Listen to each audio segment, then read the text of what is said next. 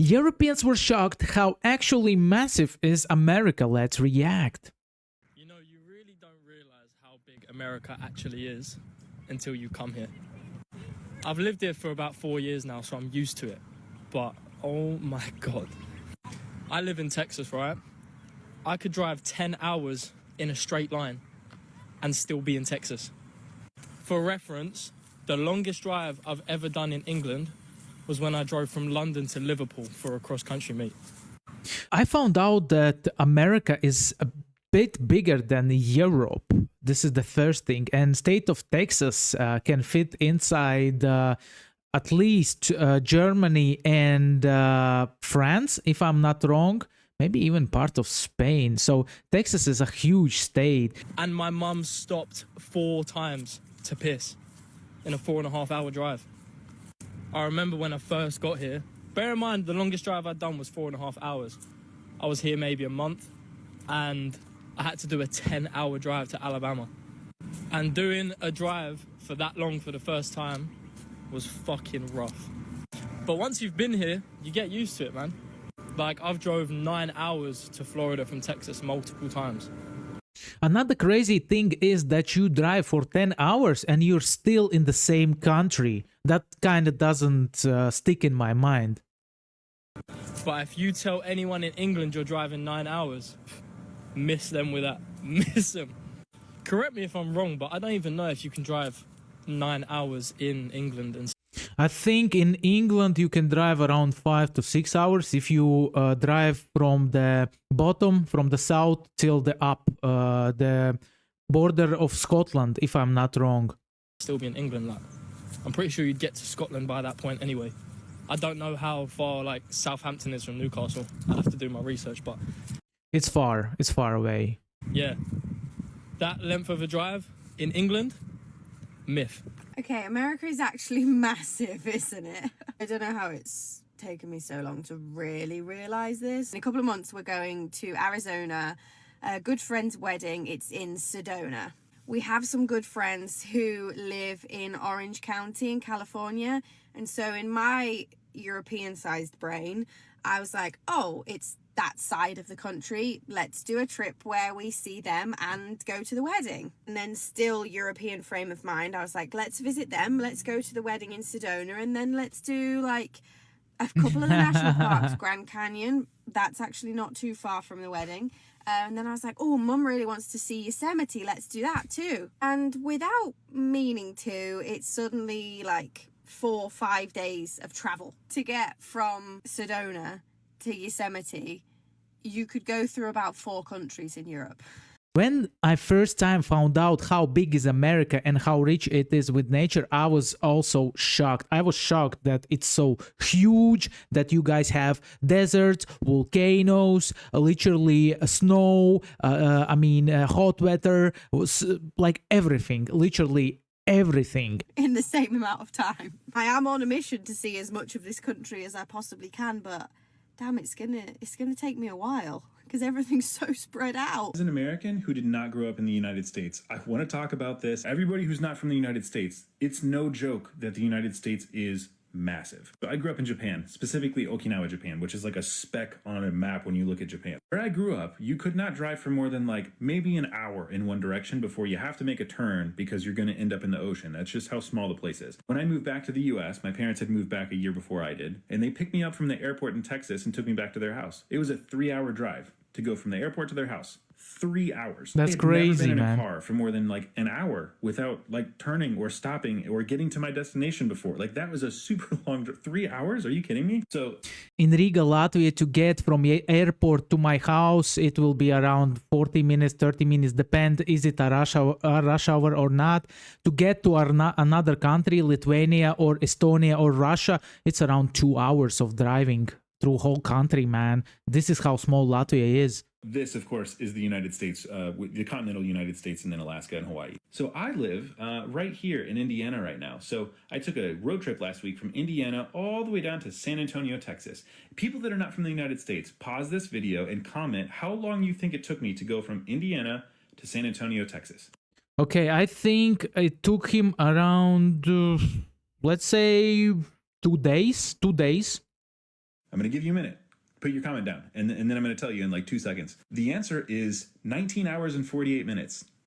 So I was kind of right. 2 days, it's like whatever, 18 hours, I would say. I'm wrong, man. You can drive like for 24 hours, basically. One way, without any stops. That's 19 hours and 48 minutes of driving. It's about 1,200 miles. So we drove about 2,400 miles to go from Indiana to San Antonio and back. And to be honest, because of traffic and weather conditions and stuff, we were actually on the road, like physically driving for about 24 hours or so. To put that in perspective, if you got in a car in London, England, you could drive to Tuzla, Bosnia. Yeah, you could do that in about 1,200 miles. It would take you about the same amount of time, 21 hours. The United Kingdom to Bosnia. That's crazy, man. I think for that amount of time, you can drive from Germany to Latvia. There it is. This is Latvia over here, right beneath this button. That's how far Indiana is from San Antonio, That's Texas. crazy. And that's just one little sliver from right there to right there. Just like kind of in the middle, just a line through the middle. That's it. How long it will take with hours with a car to drive from East Coast to West Coast? If you know, please let me know in the comment section. I'm curious. I bet I will give in hours, I will give 60 hours. 60 hours. Right there, just like kind of in the middle, just a line through the middle. That's it. So I think I've established that the United States is a pretty big, like physically, geographically speaking, a big country. There are bigger countries, of course, but the United States is still a really big country. When No you're doubt talking about that. Each individual state, it's almost like when you cross a state line, it's almost like you're going into a different country. Especially if we're talking like European countries that are really similar, but also kind of different, even though they're right next door to each other. We just moved from Ohio to Indiana. And if you're not from the US, you probably would not know the difference between the two. However, there are extremely different laws. You can smoke marijuana legally in Ohio now without a registration card of any kind. Just be 21 years old, you can get it. In Indiana, you will go to jail still if you smoke marijuana here. That's crazy about this rule that you can smoke over there. What do you Americans think about this legalization stuff? Are you seeing some positive impact overall after legalization, or a more negative impact? Because here in Europe, like Germany legalized, I think Netherlands has a bit of legalization, but overall in Europe it's forbidden. If you have marijuana on you, you can still go to jail in Indiana. The speed limit is different. The police cars look different. The license plates look different. The driver's license look different. Politics are different. The accents are slightly different. People's cultures are a little bit different. And that's just Ohio and Indiana that, like, on paper look pretty much like the same exact place. So not only is the United States like very big geographically speaking, there's cultural differences from state to state and accent differences from state to state. And there's 50 different states that all have very unique cultures and very unique accents and very unique groups of people that come from different countries. Like Michigan, for example, which is right above Indiana. There's a big Dutch population there. Bet you didn't know that. If you're not from here, yeah. I didn't know that, but it kind of makes sense because back in the day, Dutch were owning part of the New York, if I'm not wrong, state of New York, and it was called New Holland, if I'm not wrong. There's a bunch of Dutch people in Michigan. Somali people that live in Minnesota. Yeah, Minnesota has the biggest population of Somali people in the United States. And if you widen the U.S. culture differences, you could still look at it like Midwest, Northeast, Appalachians, Southern, Southwestern. How is that Minnesota has such a big population of Somalians? How did Somalians went from Somali to Minnesota? If you know something about it, let me know in comment section, please. Western, Northwestern, like so many different parts of the United States, the plains. And in all of those subcategories, there's even deeper categories like Texan or brown side of Texas versus green side of Texas. I specifically mean the geography, not the people. Or, you know, Florida being like southern, but also like specifically Florida. There's a lot of things that I don't like about the US, but there's a lot of things that I think are pretty cool. And the fact that we have like 50 different countries that are in this one big country with pretty much every single type of geography you could ever look for. The Everglades, which are like rainforests, tundra, mountains. That's what I was talking about, man, because you have everything. You don't need to go somewhere else to look for a better nature, man. You have nature that some other parts of the world don't have. For example, these huge trees in California, let's say, or these great canyons, let's say, for example. I can continue that forever. I mean, you have very rich Great Lakes, man. Desert areas. I mean, we've got pretty much everything you could think of. There's just a lot of cool stuff here, to be honest. It's really, really big, and it's kind of confusing and very overwhelming. because there's a big difference between just like a 2-hour drive, which is, again, a drive just down the road for Americans. By the way, I used to commute about an hour and a half one way to get to work last year for most of the year. So it was a That 3-hour sucks. round trip just to go to. Growing up in the United States, it was really interesting to go to Europe because we could get on a train and in a few hours go through multiple different countries.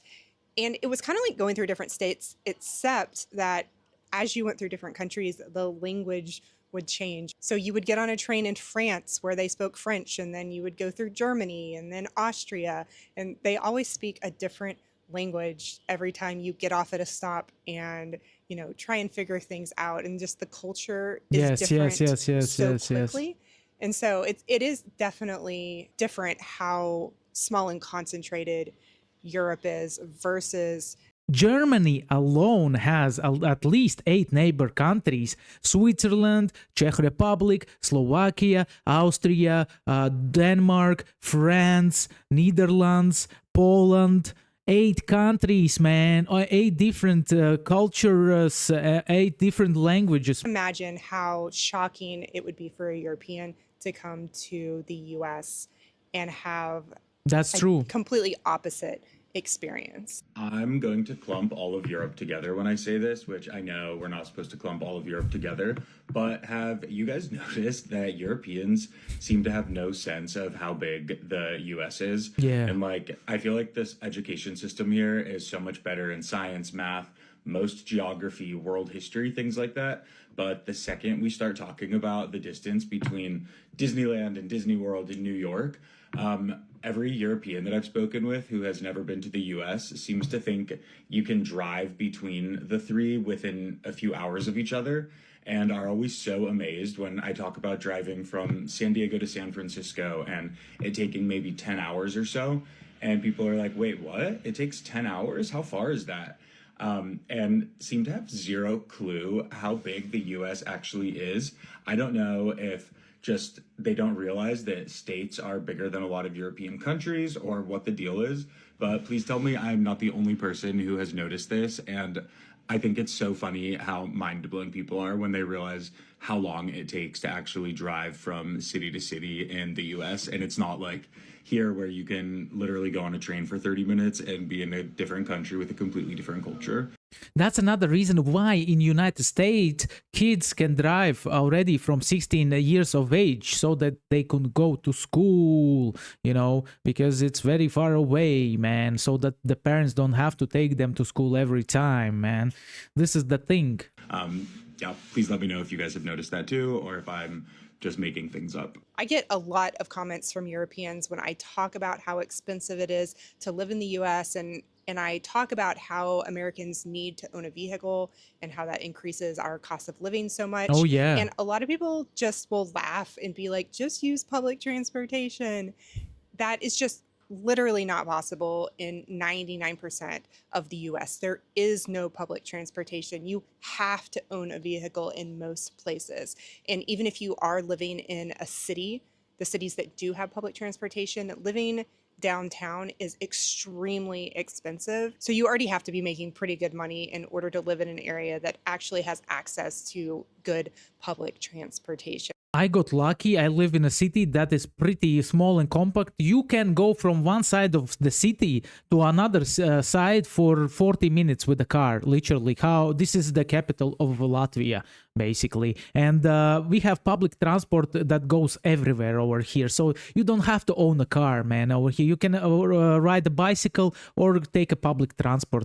America, I'm starting to understand why I don't ever see anybody walking down the street. Me and Shauna decided this morning that we would walk to a restaurant. It said it was about 1.5 miles away, which to us is really not a big walk. But my God, it did not feel like 1.5 miles. It felt like we were walking for an eternity. The sun over here, it's not the same as in the UK, all right? It's not the same. The UV index is crippling. We were both dying on that walk. Like, I don't know if you can see, but I'm burnt to a crisp. Absolutely burnt to a crisp.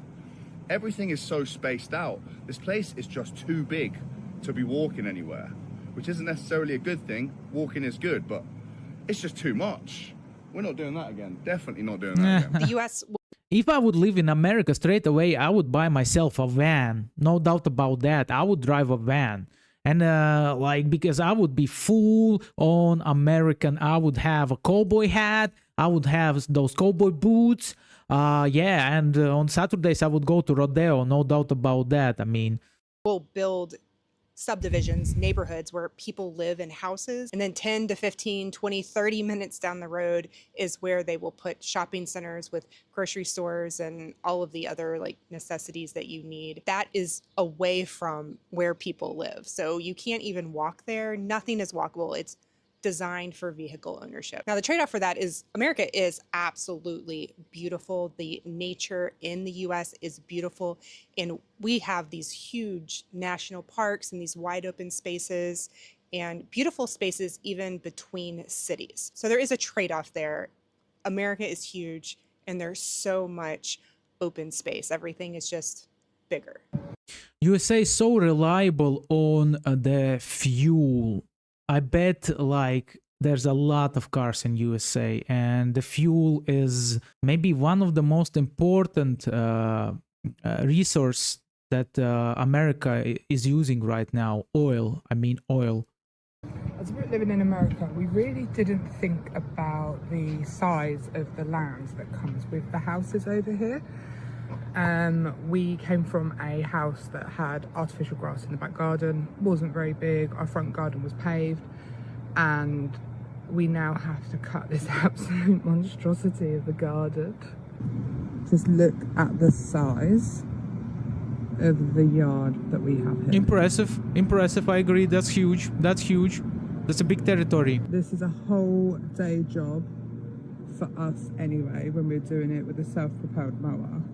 I wouldn't say it's a day job, man. Come on, it's a couple of hours of work. It's not a day job. And it is just insane. There's a fact that I use to verify the size of America to people who don't believe how big it actually is, who've never been there. And it's this fact right here. And it blows my mind, and I've been to America. If you now were to drive in Europe across France, Belgium, Netherlands, Germany, Are you ready? Luxembourg, Now it's coming Austria, up. and Switzerland, Yes. so 7 different European countries, and Yes. you took the amount of time you drove across them countries in Europe, you still wouldn't make it across Texas. You're kidding me. You're kidding me, man. You still That's wouldn't. crazy. That's why I said Texas can fit inside a Germany and France and I think piece of Spain. How insane is that? And that's just one state. I use that fact all the time when I try and tell people how big America actually is. You can drive across seven European countries, and at the Yes. same time, Yes. if you did that across Texas, you still wouldn't make it across Texas. What? What? And that's one state. There's 50 states, man. What? And if that doesn't verify you how big America actually is, then I don't know what will. I literally don't know. No, America is huge. Literally, as I said before, Wyoming is a huge state. Huge. And in the same time, it's 500,000 people living in Wyoming. Just to compare, it's 700,000 people living in Riga, in capital city of Latvia. And in the whole state of Wyoming, there's only 500,000 people, you know? And the state is huge, you know? What will? Absolute mental. America, Mental. I cannot get my head around how big this country is. My childhood friend, Dan, has moved to New York, Long Beach. We were chatting the other morning. I was like, it's 5 o'clock in the morning. He was like, no, it's not. It's 9 o'clock. I was like, what do you mean? He was like, there's a 3-hour time difference from San Diego to New York. How can a country, the same country, have time differences? It's that big. He was telling me that from San Diego to New York is a 7-hour flight. That's the same crazy. as going from New York back to London. Yes. What? This country is, like, I can't fathom how big it is. It's so massive. So much to explore. Let me put it this way. Since we've been in America, we've been here for 6 days. We've done 850 miles in the car. The length of the UK is only 362 miles. Just think about that. My God.